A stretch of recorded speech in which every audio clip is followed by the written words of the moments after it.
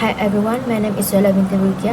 Today I'll be presenting a brief comparison between two case studies that explore how trade interacts with subsistence economy in Southeast Asia, especially in farming in Indonesia and rattan harvesting among the orang asli community in Malaysia.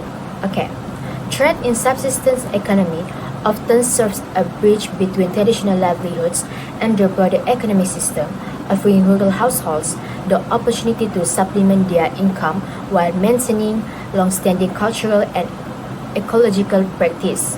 In Indonesia, rice farming remains the foundation of the agricultural sector and rural development.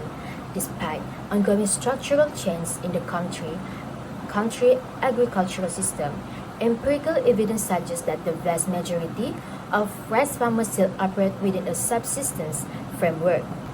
The second case study focused on the orang asli community in Kampung Sungai Buah, Malaysia, and their reliance on rattan as a non-timber forest product (NTFP).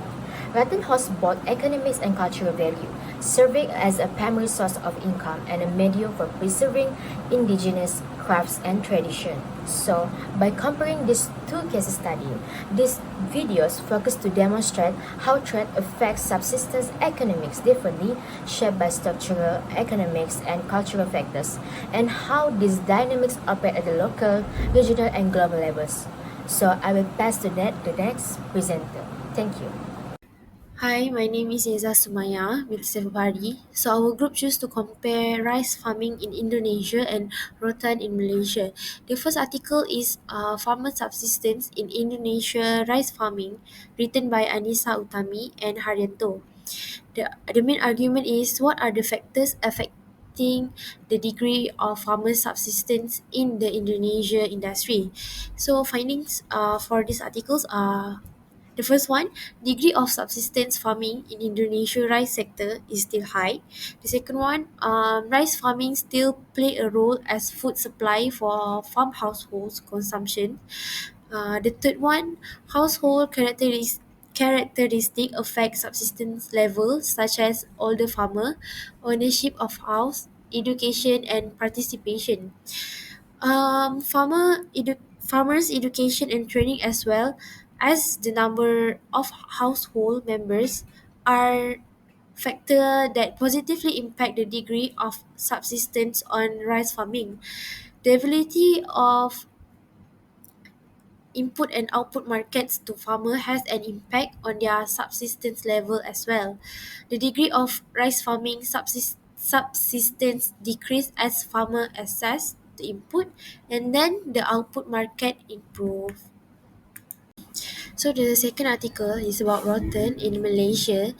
The main argument is to explore the role of rotten as non-timber forest product and also to know the significant economic value of rotten in providing economic sustenance for the orang asli communities. So the findings that we found is rotten collection is the main source of income and deeply tied to their traditional lifestyle and knowledge. Forest exploitation for commercial use like oil palm was reduced rotten, and then the last one, the orang asli often middlemen, which is can trap them in cycles of debt due to transportation and supplies expenses. Assalamualaikum and good evening, Doctor. My name is Muhammad Azrul Islami bin Abdul Razak, with metro number 84667. I'm a year 3 student. Today I'll be presenting my part with comparative analysis of subsistence economy between Malaysia and Indonesia. Based on the two articles that we review regarding the subsistence economy of Malaysia and Indonesia, the main difference for both of them for Malaysia is based on forests and it is run by indigenous orang asli community in Terengganu. They start doing the subsistence type of economy after being culturally and traditionally motivated by their ancestors. This is due to their origin of harvesting and collecting forest products.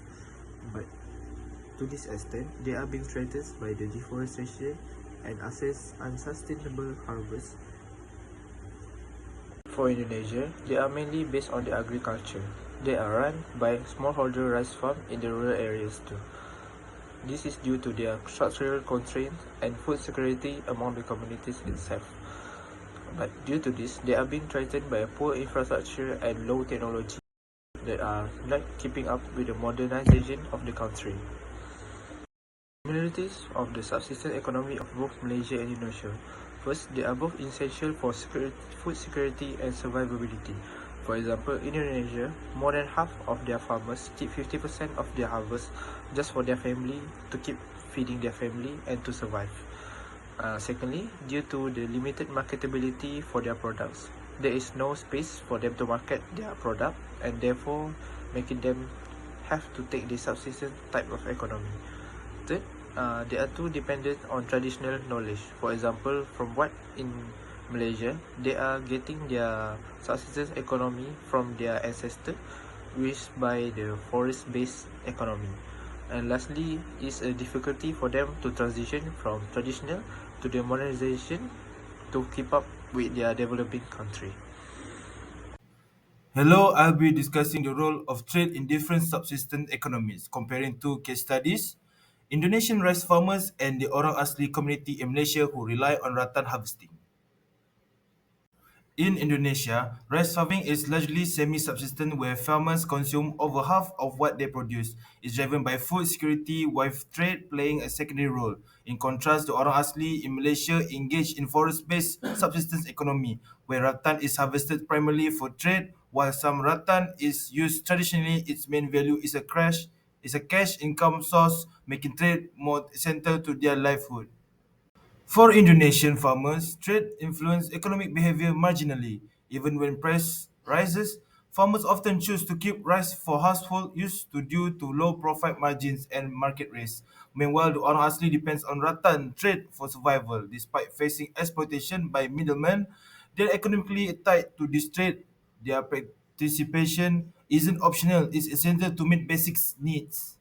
In Indonesia, market integration is hindered by limited land, low capital, and infrastructure gaps. Many farmers lack the means or incentive to commercialize. The Orang Asli, on the other hand, face environmental and logistical challenges. Deforestation pushes them to harvest further afield, raising costs and deepening reliance on intermediaries, which often leads to debt cycles.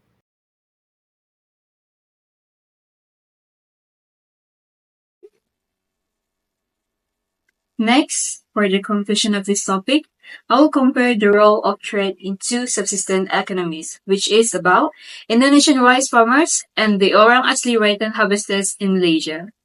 First, in Indonesia, most rice farmers grow rice mainly to feed their families.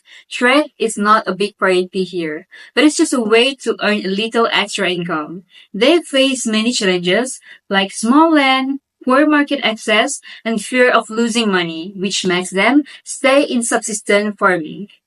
On the other hand, in Malaysia, the Orang Asli community depends heavily on rattan from the forest. For them, trade is not optional, but it's necessary.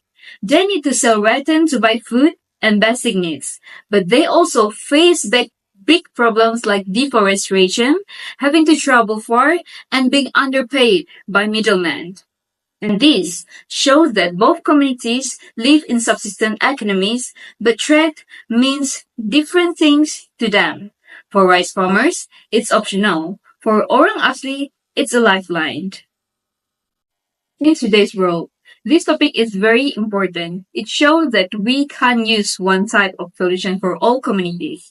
Each group has its own culture, struggles, and needs. So governments and NGOs must create policies that fit the local situation.